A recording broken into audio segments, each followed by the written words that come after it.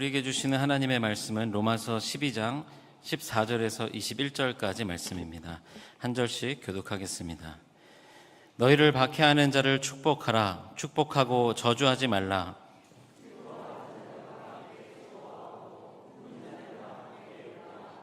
서로 마음을 같이하며 높은 데 마음을 두지 말고 도리어 낮은 데 처하며 스스로 지혜 있는 채 하지 말라.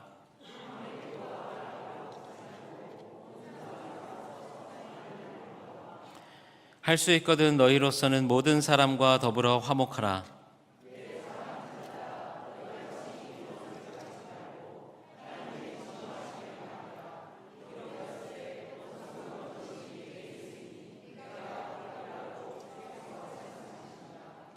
내 원수가 줄이거든 먹이고 목마르거든 마시게 하라. 그리함으로 네가 숯불을 그 머리에 쌓아 놓으리라. 악에게 지지 말고 선으로 악을 이기라. 아멘. 이 시간에는 선으로 악을 이기는 삶이라는 제목으로 로마서 12장 14절에서 21절의 말씀을 나눕니다. 로마서는요, 바울이 로마 교회 성도들에게 보낸 편지입니다. 이 로마 교회가 안팎으로 대단히 어려운 그런 상황에 직면해 있었어요. 교회 밖으로는 세상 사람들이요, 그 우상 숭배가 아주 만연해 있었고, 특별히 황제 숭배, 황제를 주님으로 부르라 하는 그런 황제 숭배가 아주 극에 달했던, 그리고 또 네로 황제가 즉위하면서 기독교에 대한 박해가 아주 극심했던 그런 시절을 맞이하게 됩니다.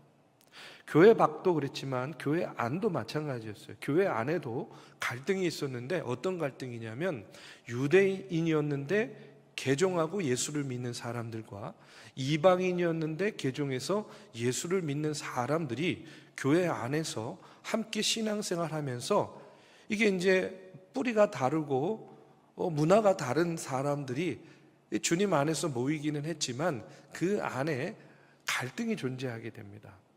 특별히 유대인들은요, 율법을 강조하잖아요. 또 이방인들은요, 조금 더 자유로운 복음을 강조하다 보니까 자연스럽게 그 안에서 갈등이 생기게 되었어요. 바울은 이런 교회 안팎의 갈등의 모습을 보면서 이와 같은 갈등을 해소하기 위해서 로마서를 쓰게 됩니다. 1장에서 11장까지는 교리에 대한 부분들을 차근차근히 알려주고, 이제 오늘 본문이 나오는 12장부터는 이제 그 하나님의 말씀을 우리의 삶에 어떻게 적용하고 실천하면 되는가 하는 것에 대해서 이제 권면하는 그런 말씀을 쓰게 됩니다. 오늘 말씀은 이렇게 밖으로 또 안으로 참으로 여러 안팎의 이질적인 성도들, 그리고 여러 가지 환난과 핍박 속에서 믿음의 사람, 성도들, 그리스도인들은 어떻게 살아야 하는가 하는 것을 우리에게 바울이 권면하는데, 먼저 21절의 말씀에 보면 이렇게 이야기합니다. 우리 한번 같이 봉독해 보겠습니다. 자, 시작. 악에게 지지 말고 선으로 악을 이기라. 로마 교회에 편지하면서 바울이 이야기하는 건 뭐냐면, 너희가 악에게 지지 말고 선으로 악을 이기라 하고 이렇게 권면합니다. 세상은요, 어떻게 이야기해요? 악을 악으로 갚으라고 이야기하죠. 그런데 바울은 다르게 이야기합니다. 악을 악으로 갚는 것이 아니라 선으로 악을 이기라 하고 이렇게 말씀하고 있어요. 우리가 머리로는 이해가 돼요. 아, 그래야지 라고 생각하는데 이게 대단히 어려운 일이잖아요. 그러면 어떻게 선으로 악을 이길 수 있겠는가? 저는요, 먼저 무엇을 해야 되냐면 구분이 필요하다고 생각이 됩니다. 어떤 구분이냐면 악과 악인을 구분해야 된다는 거예요. 악과 악인을 구분해야 돼요. 오늘 말씀에 보면 여러분, 악에게 지지 말라 하는 동사하고 악을 이기라 하는 동사가 나오는데, 지지 말라 하는 동사하고 이기라 하는 동사가요, 같은 단어입니다. 헬라어로 니카오라는 단어인데요, 이게 어떤 의미가 있냐면 정복하다라는 그런 의미를 갖고 있습니다. 직역을 하면 이런 거예요. 악에게 정복당하지 말고 선으로 악을 정복하라 하는 그런 말씀이에요. 여러분 전쟁이 났어요. 전쟁이 나면 둘 중에 하나입니다. 뭐예요? 이기거나 지거나 하는 것이죠. 그런데 이기라는 거예요. 뭘로 이기냐면 선으로 악을 이기라는 겁니다. 악을 이겨야 된다는 거예요. 그런데 여러분 여기서 중요한 건 뭐냐면 이겨야 될 대상은 악이지 사람이 아니다라는 그런 의미예요. 그러니까 사람을 이기려고 하지 말고 악을 이겨야 된다 하는 그런 권면의 말씀이라는 거예요. 여러분 우리가 어떤 사람 보면 그 사람과 악이 있어요. 그러면 악인을 이기지 말고 악을 이겨야 된다는 거예요. 이렇게 악과 악인을 분리해야만 우리가 이 땅에서 살아갈 때에 선으로 악을 이기는 그리스도인다운 삶을 살 수 있다 하는 그런 말씀이에요. 여러분 조금 더 쉽게 말하면 이런 겁니다. 사람은 사랑의 대상이지 미움의 대상이 아니다라는 그런 말씀이에요. 그래서 우리 이런 얘기도 있잖아요. 죄는 미워하되 좀 이렇게 반응을 해주세요. 예. 죄는 미워하되 사람을 미워하지 말자. 여러분 이게 그런 이야기예요. 죄는 미워하되 사람은 미워하지 않는 거예요. 악은 미워하되 악인은 미워하지 말자는 거예요.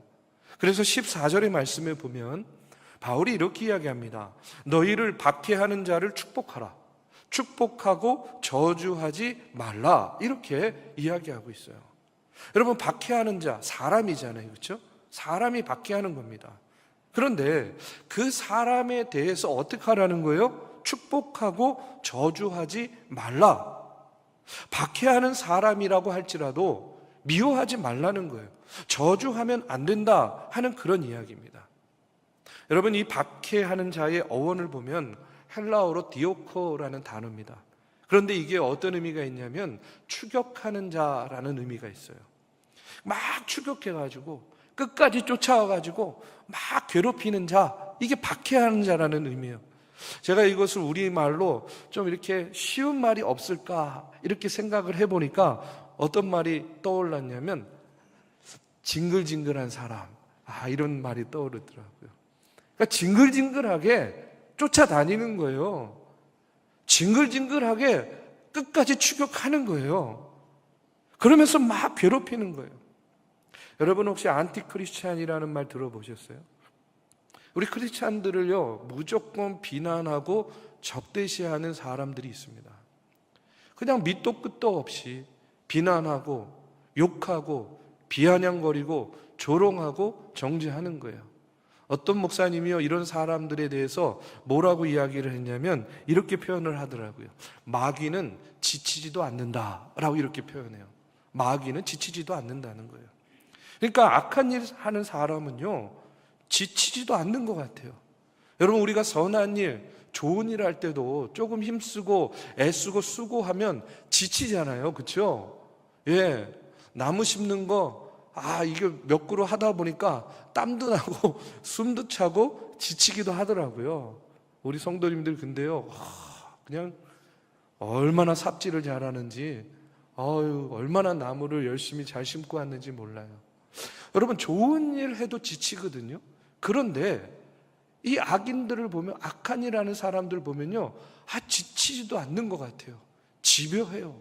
끝까지 따라붙고 끝까지 추적하고 어디서 그런 에너지가 나오는지요 잠도 안 자는 것 같아요.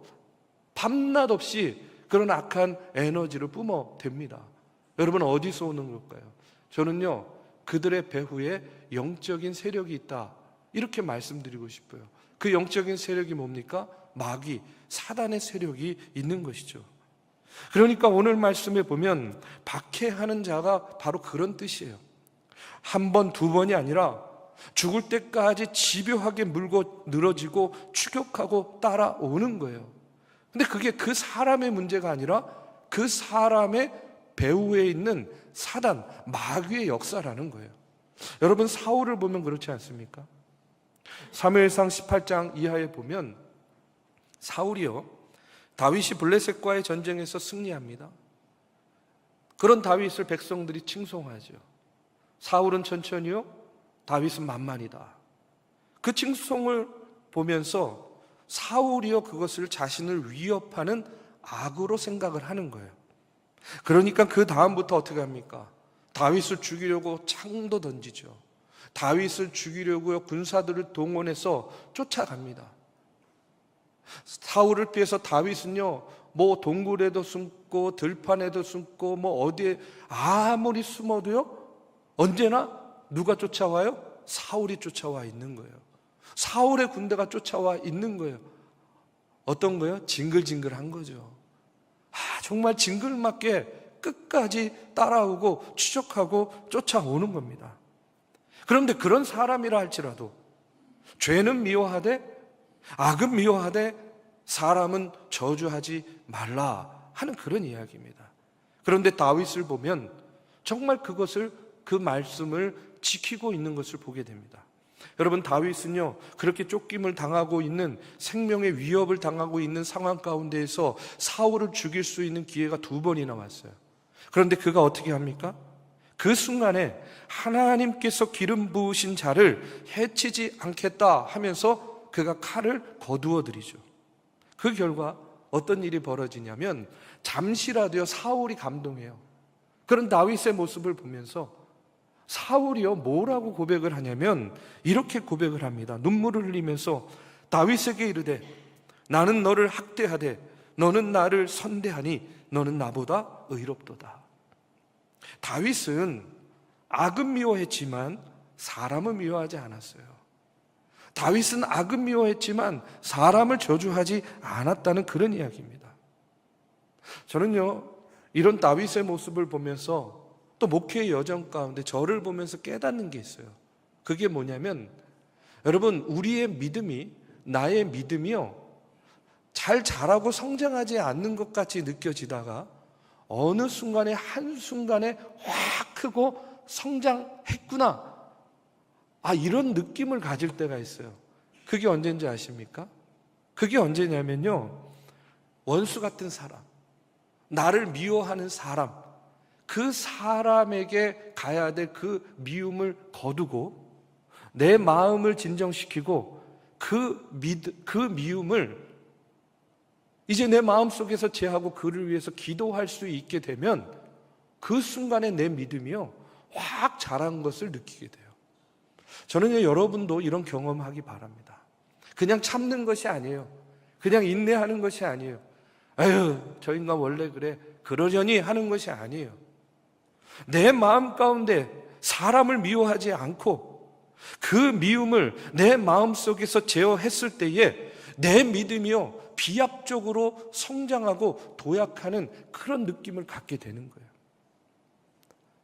혹시 여러분 가운데 나는 수십 년 예수를 믿고 열심히 예배드리고 주일 성수하고 할 만큼 하는데 내 믿음이 자라지 않는 것 같아요. 성장하지 않고 제자리에 머물러 있는 것 같은 그런 느낌이 든다고 한다면 여러분, 제일 먼저 점검해야 될 것이 뭐냐면 관계를 점검해 봐야 된다는 겁니다. 여러분, 나에게 잘해주는 사람, 나에게 사랑을 베풀고 선대하는 사람을 사랑하고 선대하는 것은요 너무나 당연한 일이에요. 그것을 하지 않는 게 이상한 거죠. 그렇죠? 나를 사랑하고 나에게 선대하는 사람에게 제가 나쁘게 대할 이유가 뭐가 있겠습니까? 자, 그런데 나에게 계속 이상하게 나를 공격하고 나를 어렵게 하고 힘들게 하는 그런 사람이 있어요. 근데 그 사람을 내가 똑같이 미워하고 내가 그 사람을 저주하고 정죄하고 이러지 않고 만약에 그 사람을 위해서 기도할 수 있다? 그 사람을 긍휼히 보는 마음으로 내가 그 사람을 위해서 기도할 수 있다? 내가 예수의 이름으로 축복할 수 있다? 여러분, 이게 진짜 힘든 거예요. 그런데 바로 그렇게 하는 그 순간에 여러분, 내 믿음이 어떻게 된다고요? 한순간에 비약적으로 성장하는 것을 느끼게 된다는 거예요. 저는요 오늘 바울이 이 로마 교회에 전하는 이 권면의 소리를 우리가 다시 한번 듣고 마음에 새기기를 간절히 바랍니다. 악에게 지지 말고 선으로 악을 이기라. 악과 악인을 구분해서 죄는 미워하되 사람은 미워하지 않는 그 믿음의 결단을 통해서 오늘 저와 여러분의 믿음이요 한 단계 성장하고 성숙하는 그런 은혜를 받으시기를 이 시간 주님의 이름으로 축복합니다. 이렇게 우리가 선으로 악을 이기게 되면 어떤 변화가 있게 되냐면, 어떻게 해야 되냐면 18절의 말씀에 보면 바울이요 계속해서 이렇게 권면합니다. 할 수 있거든 너희로서는 모든 사람과 더불어 화목하라, 이렇게 권면하고 있어요. 자, 여기서요 무조건 하라는 게 아니에요, 그렇죠? 무조건 너희가 선으로 악을 이겨야 돼, 너희가 무조건 화목해야 돼, 이렇게 이야기하는 것이 아니라 할 수 있거든, 이렇게 이야기합니다. 여러분, 이 말씀은 어떤 의미예요?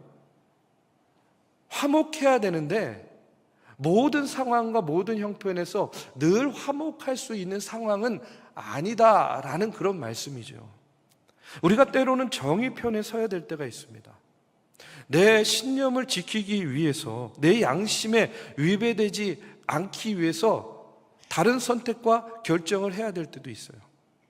그러다 보면요 어쩔 수 없는 불화가 생길 수도 있습니다.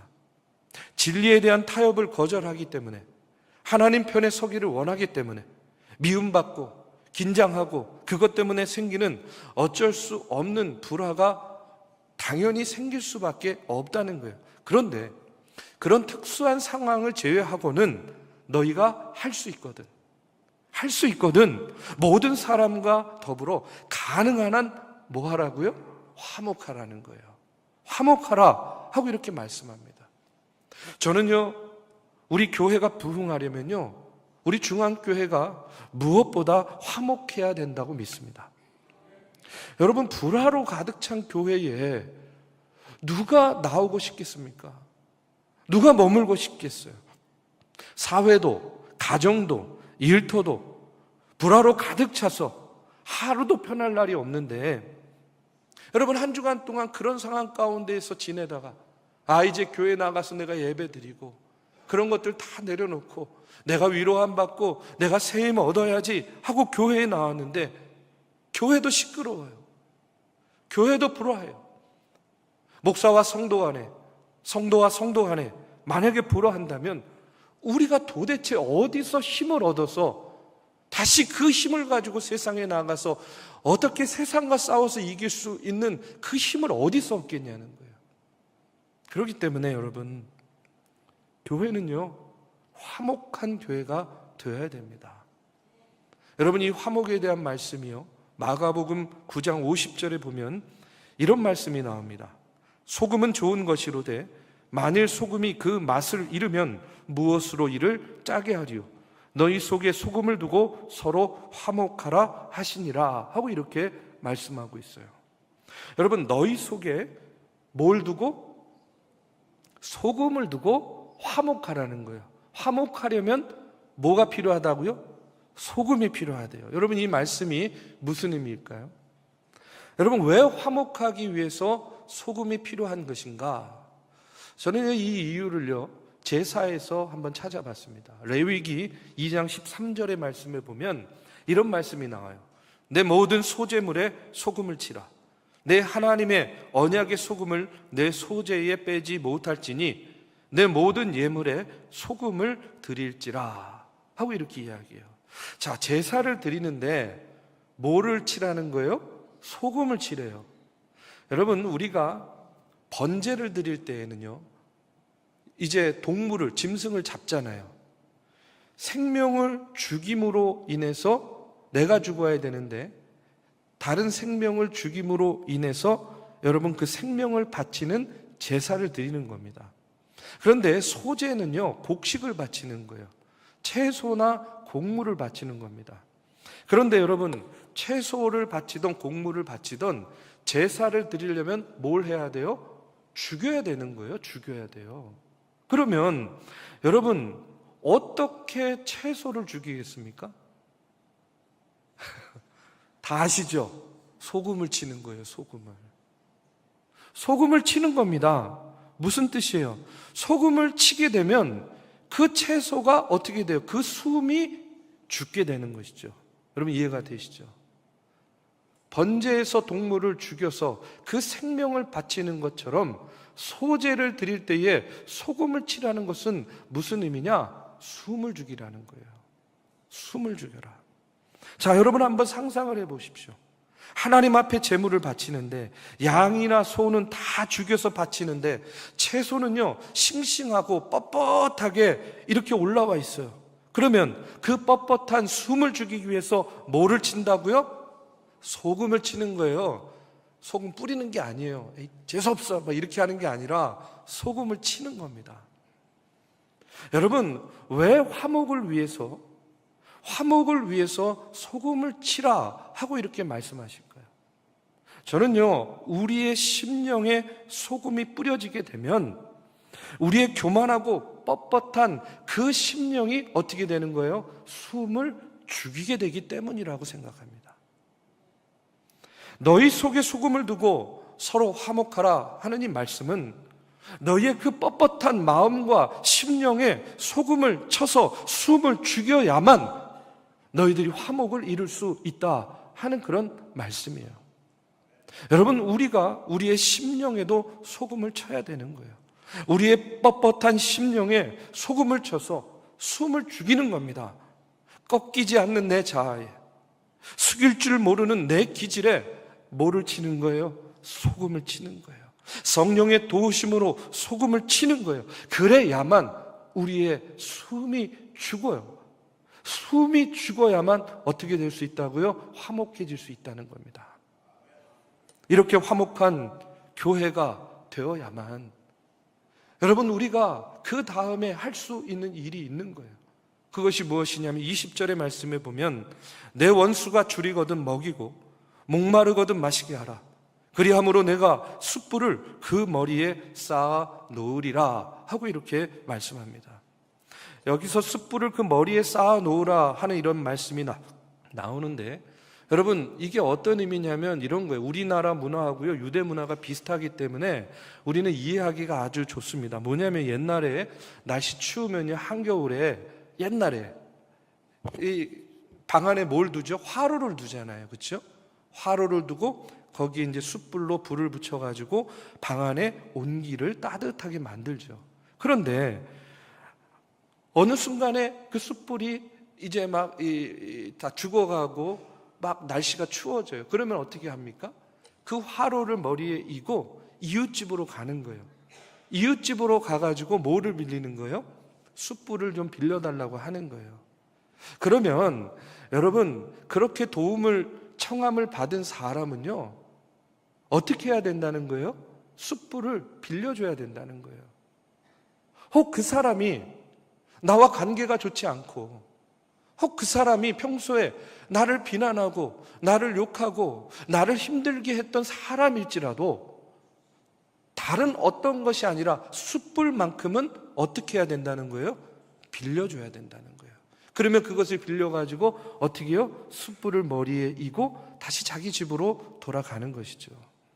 여러분 이게 무슨 의미입니까?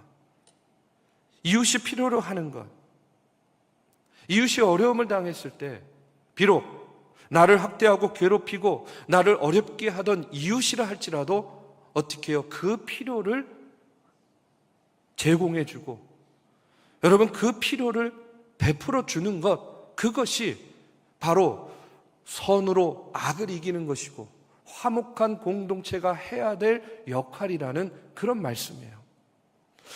여러분 제가 잘 아는 목사님이요 이런 이야기 하시더라고요. 간증인데 그분이요 군대에서 예수를 믿었대요. 군대에서. 근데 예수 믿게 된 동기가 어떤 거냐면 쫄병 하나가 군대에 들어왔는데 예수를 잘 믿었나 봐요.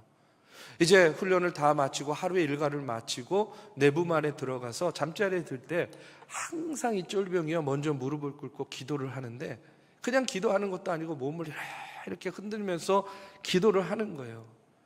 근데 이 사람이 봤을 때 그 모습이요 왜 그렇게 보기가 싫었는지, 아니 뭐 예수를 믿어도 뭐 저렇게 티나게 여기까지 와가지고 저렇게 몸을 흔들면서 막 기도하면서 예수를 믿나? 그냥 꼴보기가 싫은 거예요. 그래가지고요, 막 훈련도 더 시키고 일도 더 시키고 소위 말해서 괴롭힌 거예요. 그렇게 해가지고요, 못하게 하려고. 그런데도 여전히 아무리 힘들게 해도, 아무리 괴롭혀도 그냥 밤에 자기 전에 몸을 흔들면서 계속 기도하는 그 모습을 보다가 한 번은요, 부하가 치밀어가지고 자기 군화를 벗어가지고 그 흙이 잔뜩 묻은 군화를요, 그 쫄병한테 확 던졌다는 거예요. 그리고 잠자리에 들었대요. 그런데 목이 말라가지고 중간에 일어나가지고 물을 마시려고 일어나서 보니까 그 병사가요, 그 군화를요 닦고 있더라는 거예요. 흙을 털고 먼지를 털고 그 군화를 닦더래요. 그래서 어떻게 하나 이렇게 보니까 그렇게 닦아가지고 자기 자리 앞에다가 그 군화를 다 이렇게 놓더라는 거예요. 그 모습을 보면서 이분이요, 마음에 어떤 마음이 들었냐면, 저 친구가 진짜로 예수를 믿는 사람이 맞구나. 저 사람은 진심으로 예수를 믿고 진심으로 기도하는 사람이 맞구나 하는 그런 감동이 그의 마음 가운데 왔다는 거예요. 그래서 그 쫄병한테 나중에요, 사과하고 미안하다 하고 그를 따라서 군대에서 처음으로 교회를 나갔고요, 그리고 나중에 제대하고 목사가 되었다는 그런 이야기예요. 여러분,